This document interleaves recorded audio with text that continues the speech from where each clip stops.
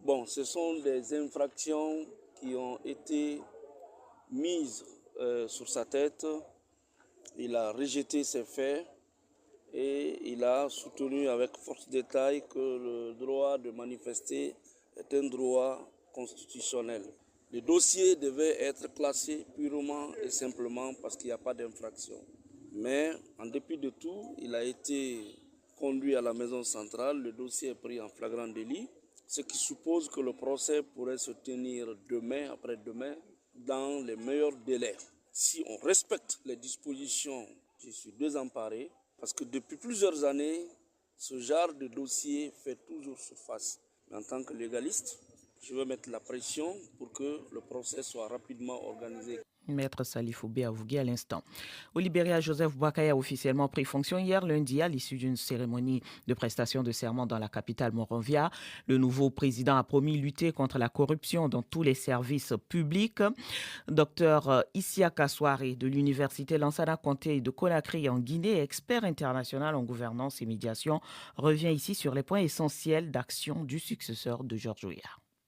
Docteur Isiaka Souare, bonjour. Bonjour. Le nouveau président libérien a évoqué plusieurs urgences ce lundi lors de son investiture pour, dit-il, faire le bonheur de ses compatriotes.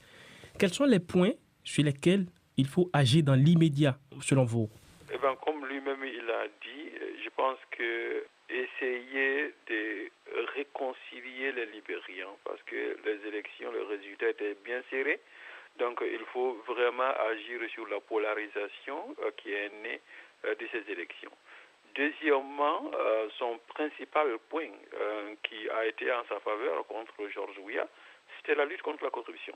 Il faut qu'au-delà des mots, qu'il agisse et qu'il agisse concrètement sur la lutte contre la corruption, ce qui va permettre de sécuriser les recettes de l'État et cela lui permettrait maintenant de travailler sur le troisième point.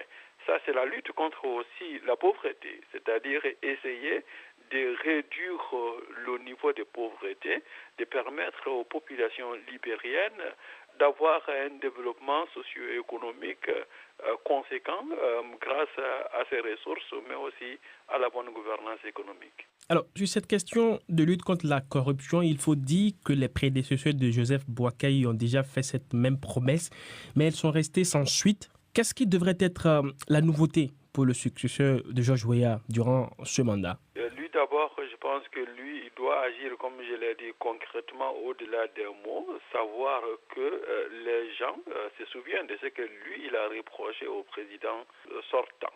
Maintenant, aux populations libériennes, d'abord à travers leurs représentants au Sénat et à l'Assemblée des représentants, de veiller à ce qu'ils contrôlent les dépenses de l'État.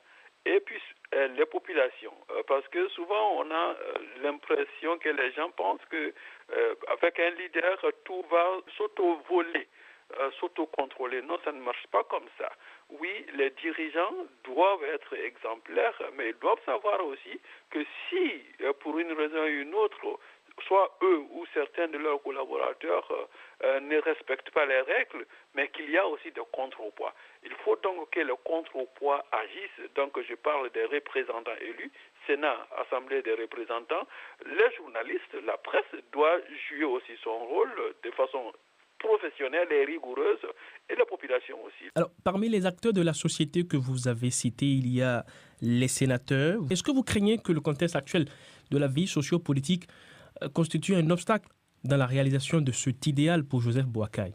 Je pense que ces actions vont permettre l'adaptation du contexte actuel, justement, parce que le contexte actuel est aussi le résultat de la gouvernance des dirigeants. Donc aux dirigeants de faire en sorte que leur action change le contexte actuel de façon positive. C'est pourquoi j'ai dit qu'une de ses premières priorités doit être de souder ou résoudre le fossé qui a été créé à cause des élections. S'il fait ça, je pense qu'il devrait pouvoir faire passer des projets de loi et d'autres programmes à travers le Sénat.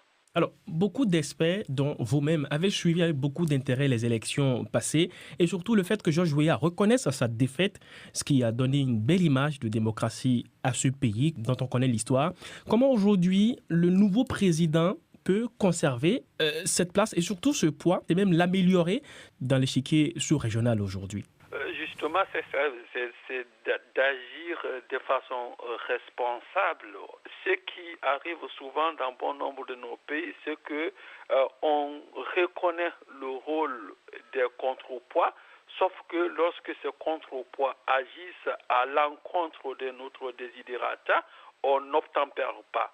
Qu'ils ne fassent pas comme ça, qu'ils reconnaissent que le Parlement, ces deux chambres, ont un rôle de regard sur ce qu'il fait, et lorsque eux, ils ont un tel regard et ils ont raison,